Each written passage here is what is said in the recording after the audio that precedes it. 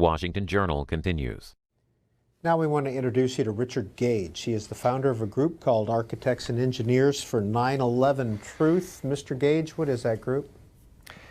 We are a group of 2,200 architects and engineers, a nonprofit organization dedicated to finding out what really happened at the World Trade Center with the destruction of all 3 towers on that day. And what do you have doubts about? Well, the architects and engineers that I represent have found evidence that has not been told to the American people by the agencies tasked with explaining the destruction of these towers. Evidence of controlled demolition, particularly with the 3rd high-rise that collapsed on that day in the afternoon of 9/11, World Trade Center 7. We're looking forward to sharing with your viewers that evidence today. Well, let's look at a little bit of video that your group has put out, and you can explain it after we see it. Now, here we're going to show you a videotape of the collapse itself. Describe that. Now we go to videotape, the collapse of this building.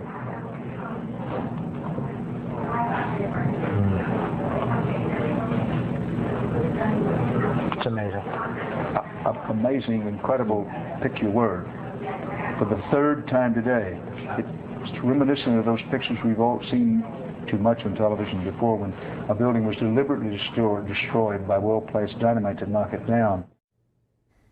Mr. Gage, that was Building 7, Dan Rather narrating on CBS Live. It sure was, and most Americans are completely unfamiliar with this. In fact, architects and engineers around the world mostly all unfamiliar with the 3rd worst structural failure in modern history. I mean, here is a 47-story skyscraper. At 5:20 in the afternoon, it drops like a rock, and I mean this fast.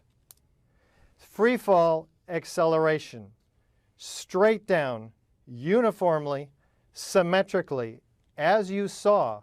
Now, a building with 40,000 tons of structural steel cannot fall straight down like we saw due to normal office fires, the official reason given us by NIST, the National Institute of Standards and Technology, without all 80 columns on each floor being removed simultaneously and then synchronistically timed floor by floor.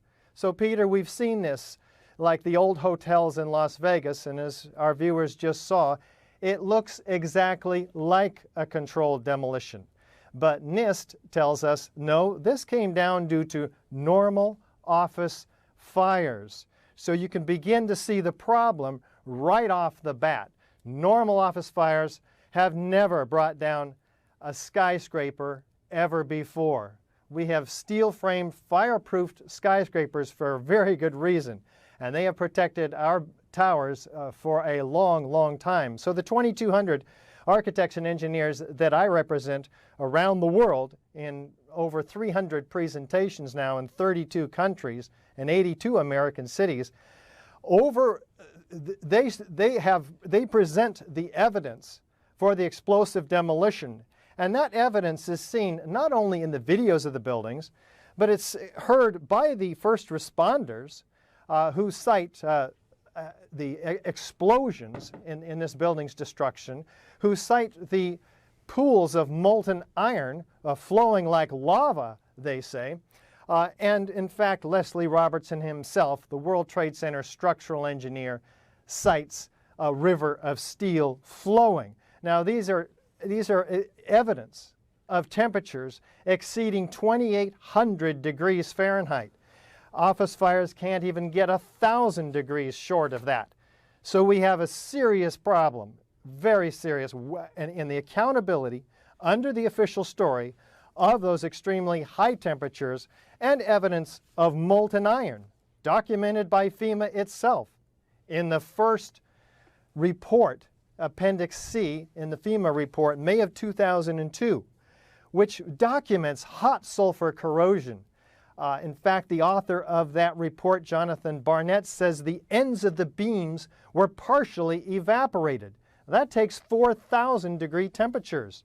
The only thing that we're aware of that can create that is thermite. Thermite is an incendiary used by the military to cut through steel like a hot knife through butter. And there are patented cutter charges that do just that with thermite. So this is why we have to have a real investigation that looks at the evidence that NIST has ejected from the report after they came in 2004 and threw away the FEMA report. Now, Richard Gage, NIST is National Institute of Standards and Technology, is it? I believe? That's correct. Yes. You're talking about their report. Now, you question the falling of Building 7, the way it fell. Are you questioning how the Twin Towers fell as well? There are very serious questions about the Twin Towers. Once we look at World Trade Center 7, which most people don't know anything about, and see how obvious the freefall symmetrical destruction is, and how that matches exactly a controlled demolition, and how the official story cannot possibly be true, we're ready then, maybe, to take a look at the other subject that you bring up, the Twin Towers, with a little bit more of an open mind, because most of us feel like we know how the Twin Towers came down because we have been given the official story. Most architects and engineers don't even question the story that NIST has provided. When they do, however, see the evidence in the Twin Towers, like Building 7, they do end up agreeing with us by a show of hands, overwhelmingly, and many of them sign our petition. Again, 2,200 architects and engineers now demanding a real investigation. So that evidence is certainly available in the videos. For instance, of the North Tower, we're told that this upper block of 10 stories, 15 stories above the point of jet plane impacts in the North Tower, that upper block drove the rest of the building down to the ground. We have a few problems with this story, however. Chiefly, that's not what the videos show whatsoever. That upper portion is destroying itself before there's any downward motion to drive the rest of the building down to the ground. In the first 4 seconds, it's completely destroyed, liquefied, if you will. The structure is completely shattered. There's nothing left to drive the rest of the building down. And yet what we see after 4 seconds is exactly what the first responders are describing, hundreds of them, in the oral histories taken and documented by Thomas von Essen, the fire commissioner. They say, pop, pop, pop, all the way around like a belt, all these explosions. They're describing explosions, they're hearing explosions, there are explosions throughout the building, yet none of these hundreds of eyewitness testimony of explosions are included in the official report. But what we see is, like they describe, a belt. All these explosions laterally driving 4-ton perimeter wall sections, structural steel sections, laterally 60 miles an hour in every direction, landing 600 feet away.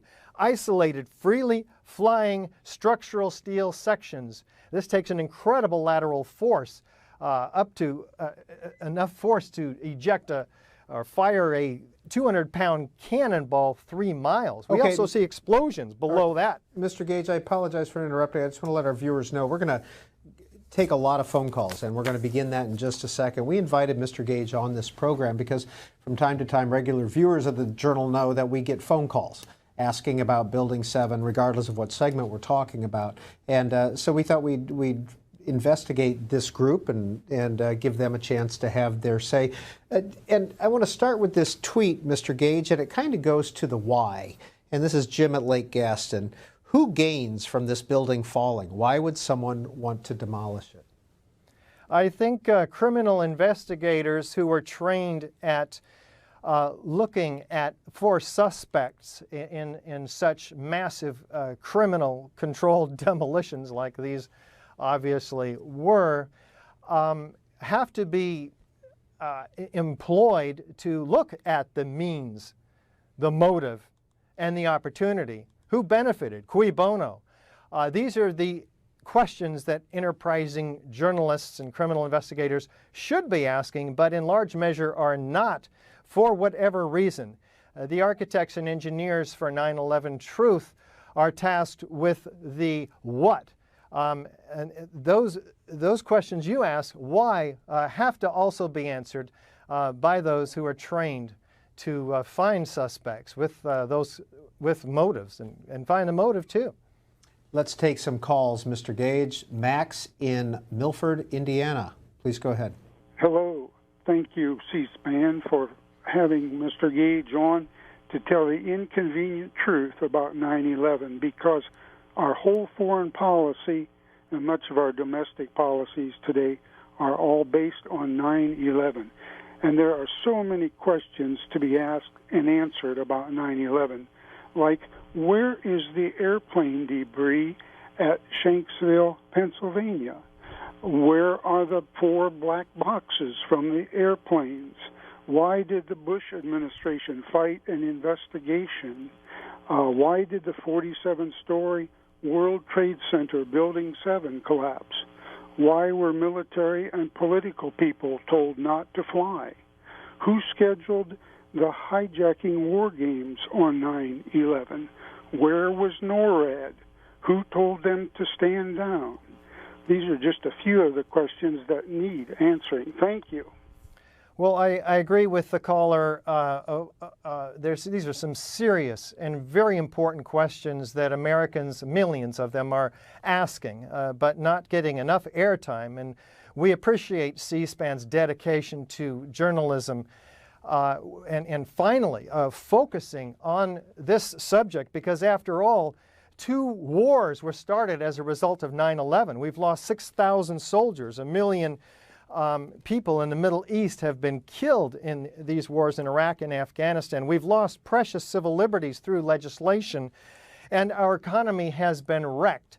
If there's any question about what happened at the World Trade Center and the other questions the caller is asking about, then we've got to have a real investigation. Richard Gage, next call for you comes from Alice in Morganville, New Jersey. Hi, thank you. Everything you are saying is questions I have as somebody who worked there for 24 years and was there for the 93 incident. Nobody ever brings up Giuliani. We had Philippe Petit walked between the buildings, yet the mayor, the biggest mouth, never said after the first building was hit, clear out the second building. I don't care what size plane that they thought it was. Or with the president reading My Pet Goat. So please continue to investigate. I lost so many dear friends. I wasn't working any longer at the Trade Center. Thank you. Richard Gage. Thank you. I do appreciate the additional questions raised by the callers today. Of course, our focus is on the science of what happened.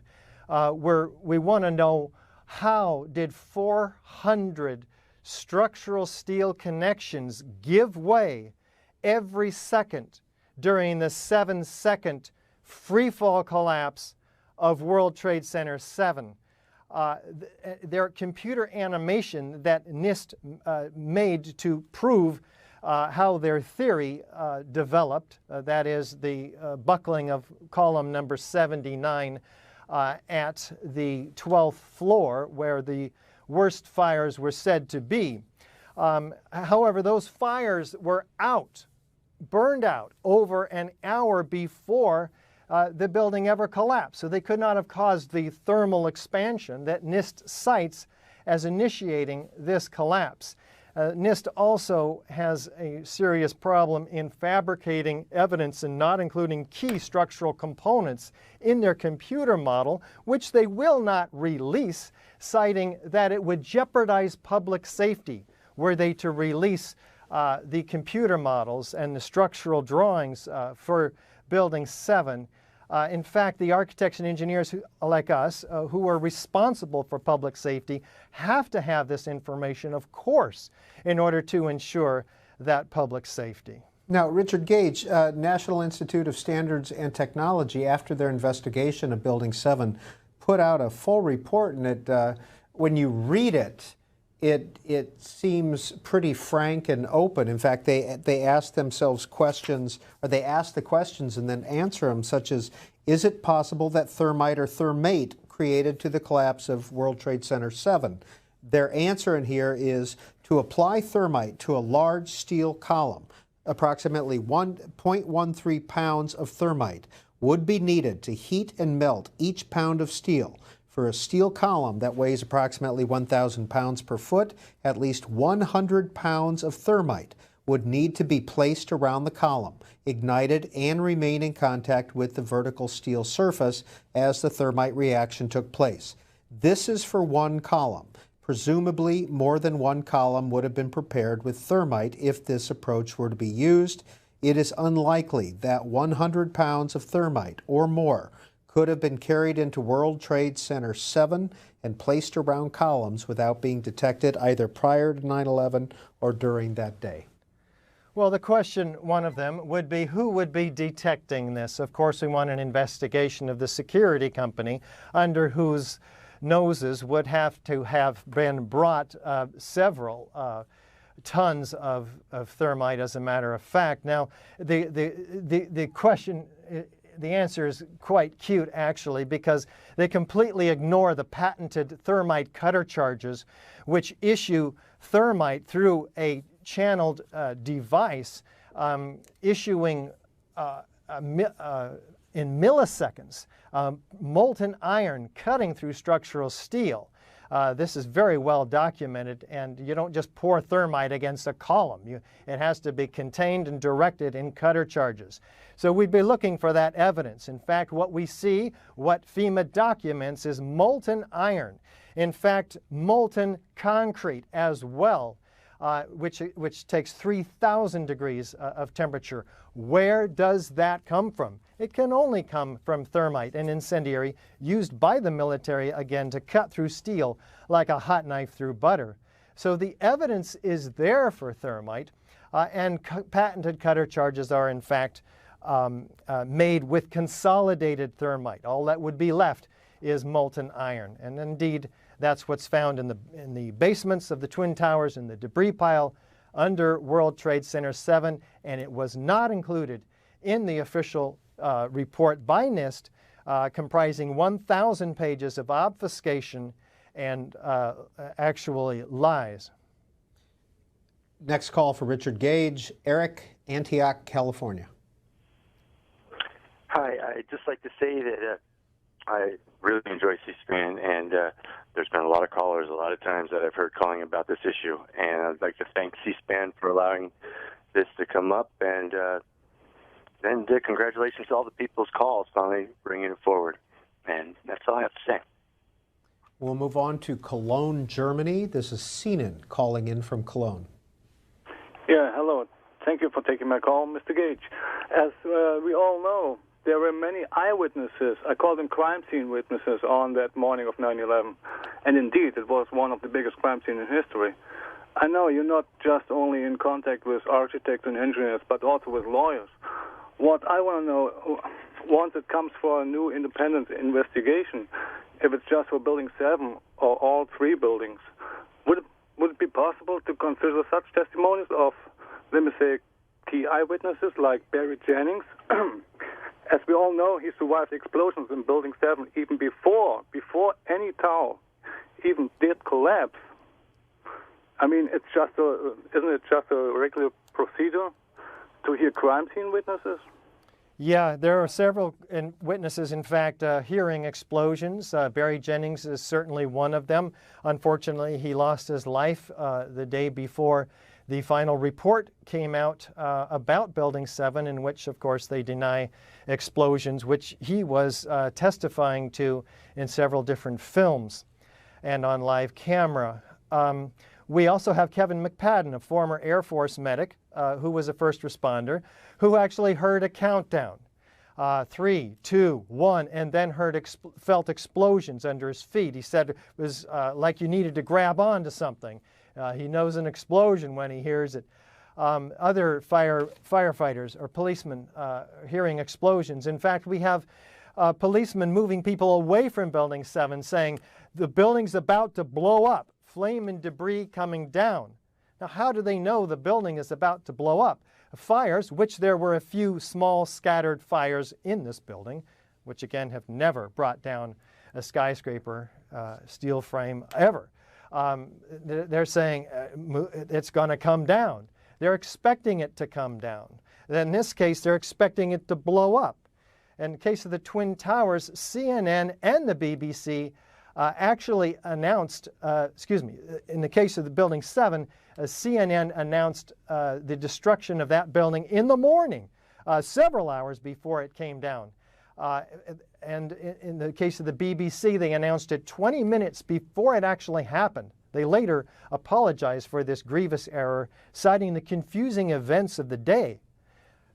Something is going on here that needs to be investigated. Why can't we get governmental officials to investigate that? Every one of our CNN viewers today should be calling their congressmen and finding out, and senators, finding out why they're not investigating the worst mass murder in U.S. history and the third worst structural failure in modern history. This is absolutely an extraordinary and unacceptable situation. And that's why we have 2,200 architects and engineers all about this, all over the country. Richard Gage, what do you do for a living, and when did you come to believe what you believe?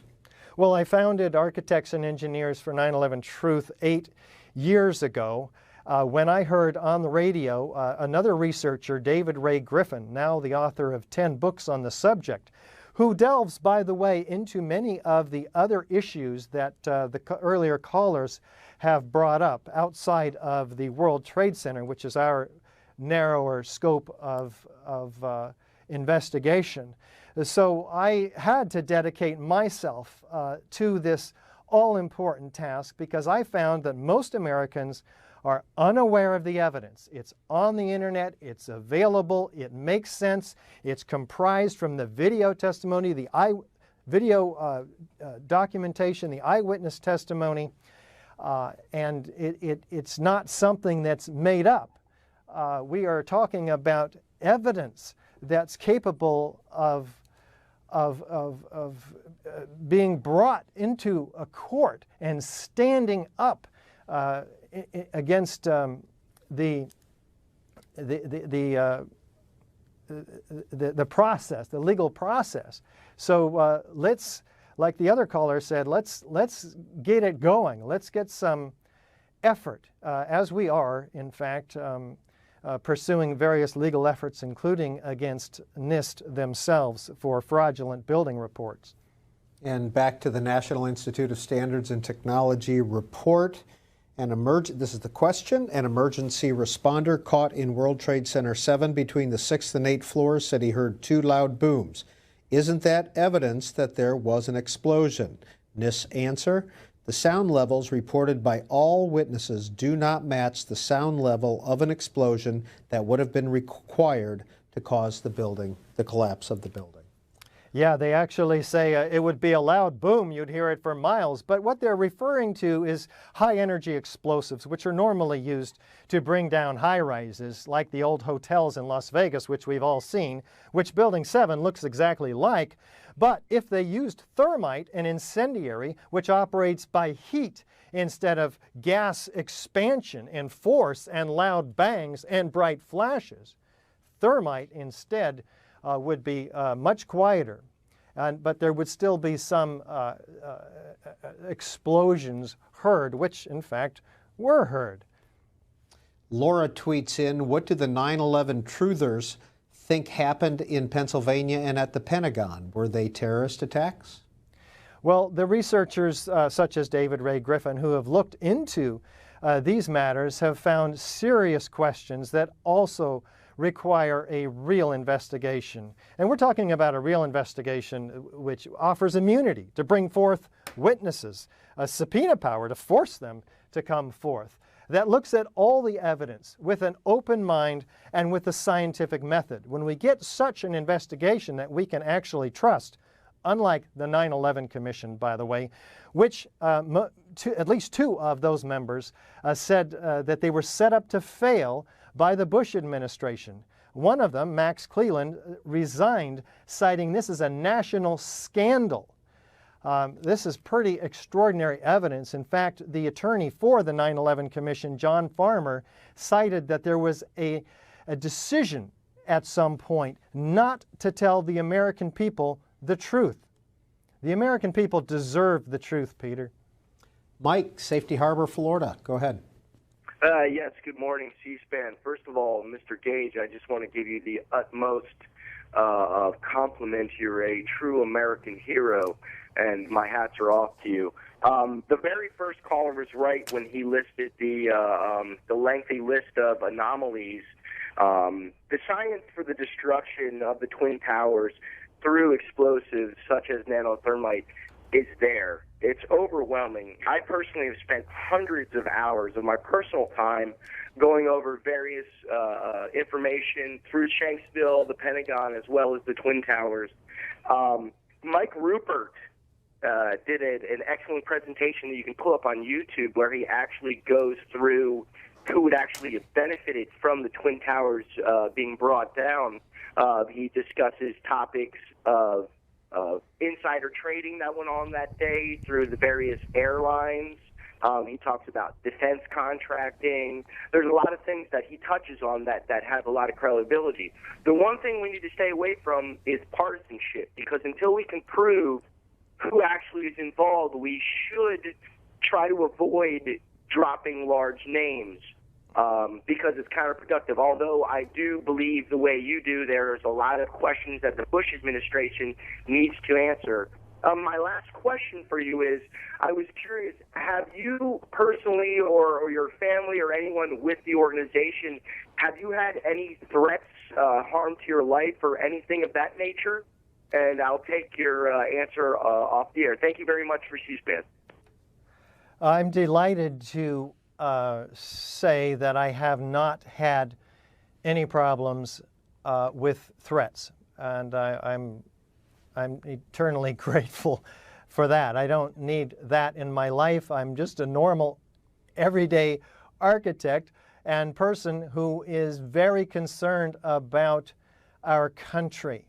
As an American, I am deeply disturbed about the state of affairs when a deception on the scale of these 3 criminal-controlled demolitions can occur, and most Americans, certainly not all, fortunately, have been deceived.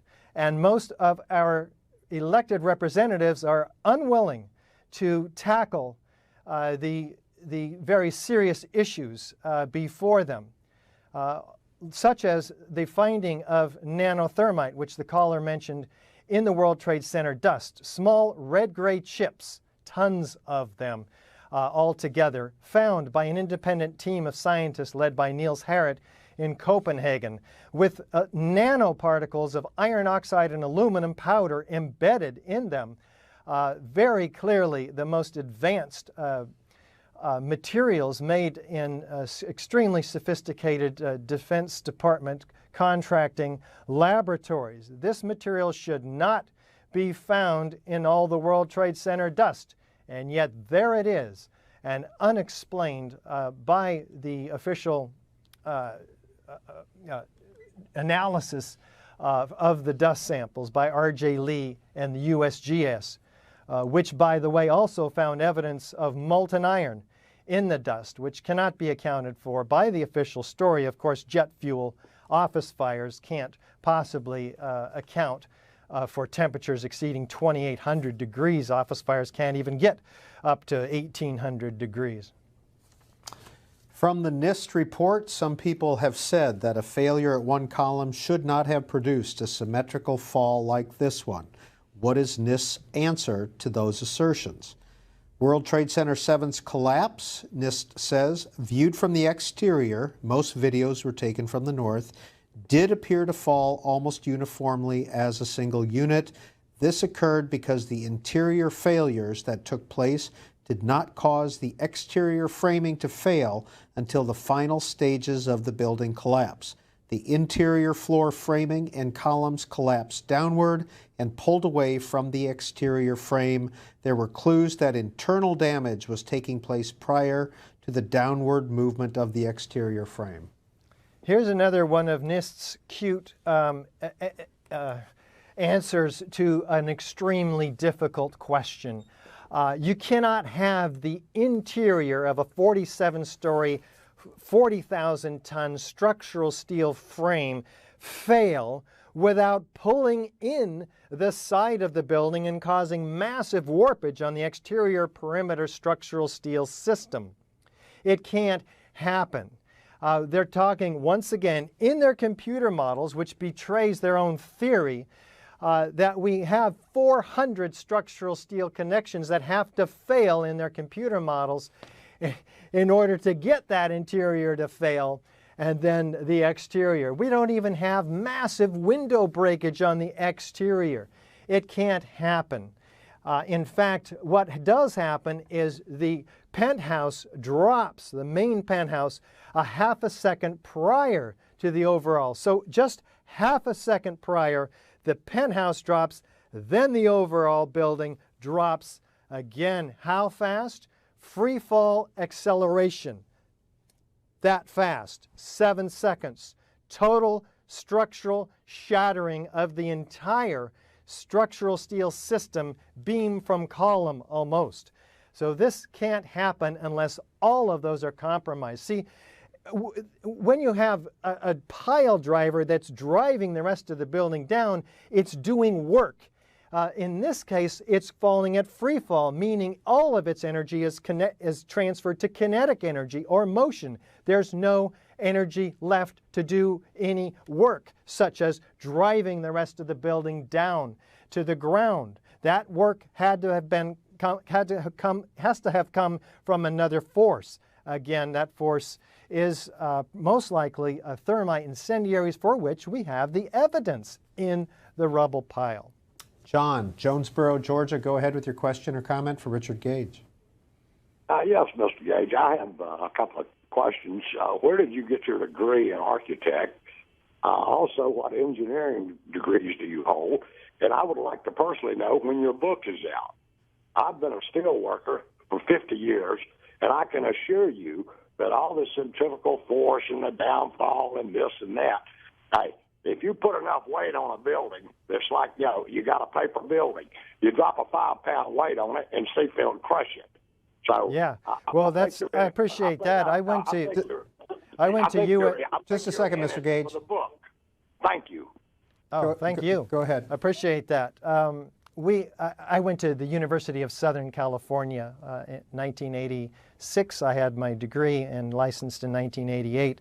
A member of the American Institute of Architects, and we have more than 70, I think 80 now, structural engineers signed on. In fact, there are some high-rise structural engineers. There's several, at least a dozen, high-rise architects, experienced architects in these buildings that have attested to the fact that you cannot have a 40,000-ton structural steel system and not a paper building fall at free fall. I mean, we're talking about 80 columns. In order to have this building fall symmetrically, all 80 columns have to be severed virtually at once. You tell me as a steel worker how that happens, and I'll tip my hat to you. Daniel, Atlanta, good morning. Good morning. This is Daniel Bland. I joined the Army 3 months after 9/11, a decision that nearly cost me my life when a rocket-propelled grenade impacted 15 meters behind me. So first off, I just want to say Mr. Gage and the 2,200 other architects and engineers that have signed this petition are heroes in my book. I'd also like to give a props to C-SPAN for bringing light to this important information. And I'd like to end with a question for Peter. Peter, it's apparent that you've been given these talking points from NIST, and you stated earlier you thought that their response was transparent, which to me seemed kind of a dance around the point Mr. Gage made about NIST refusing to release the input data used in their computer models. I would love to hear your comment and how you think that's transparent and how it serves the interest of truth and finding out what really happened so that we can end these wars that are killing innocent people around the world to this day. Thank you. Thank you, Daniel. Mr. Gage, 2,200 architects and engineers signed on. How many architects and engineers are there registered with AIA and these other groups? How many are in the U.S.? What we've found is that most of them, and I think there's about 80,000 in the American Institute of Architects, most every one of them, first of all, are unfamiliar with the evidence, particularly World Trade Center Building 7. And this is the third worst structural failure in modern history, and yet architects and engineers are not familiar with it. So when we travel, we get them in our audiences, and just like lay people in the audience, they end up agreeing with us by an overwhelming majority. I mean, like 90 to 100% of them when they see this building coming down, which, by the way, they can see also on our website, ae911truth.org. That's ae911truth.org, on which people can see the building coming down and, of course, in the exact manner of classic controlled demolition. So the problem is, A, architects are expressing opinions, a lot of them, and engineers, before they see the evidence. Those opinions are uninformed. You have to see the evidence to have an informed opinion. When they do, they end up agreeing with us. I think that's extremely important. It's also telling, why are they not informed? Why hasn't other media outlets such as CNN, MSNBC, CBS, etc., shown the World Trade Center Building 7 to the American people? Why haven't the American Society of Civil Engineers and the American Institute of Architects educated their own professionals about the third worst structural failure in modern history? Why are they so uninformed? I think these questions are extremely important as well. We're doing our best, of course, but until we are communicating with the leadership of the American Institute of Architects directly now, and expecting to educate the 80,000 architects in the membership that I belong to. So I think that'll make incredible headway toward the problem that you're citing, Peter. And Richard Gage, let's close with this question from Boring File Clerk. It's tweeted in. I've asked it once and will ask it again. What is your theory about what happened, and why do you think it happened? The scientific evidence shows that incendiaries, and in the case of the World Trade Center Building 1 and 2, the Twin Towers, thermite and nanothermite and high-energy explosives, most likely, brought these towers down in an explosive controlled demolition. In the case of World Trade Center 7, a classic implosion. In the case of the Twin Towers, a very explosive event. This is what the evidence shows. It's very clear and overwhelming. And we're asking all Americans to first get informed, and second, and you can get informed at our website and with our DVD, which is called 9/11 Explosive Evidence, Experts Speak Out. Just Google Experts Speak Out. It will come right up. And once people are informed, they can tell others, because this is a grassroots organization largely, operating because of what amounts to a censorship on the part of most mainstream media. We praise C-SPAN for having the courage to bring forth the evidence on this morning's show. But our effort is to educate the American people so that they can be informed, they can demand a real investigation, and then we'll let the chips fall where they may. We don't have a conspiracy theory. We're bringing the evidence. It's up to others to investigate and find out who may or may not have been responsible. Richard Gage, founder, Architects and Engineers for 9/11 Truth. Thank you for your time this morning.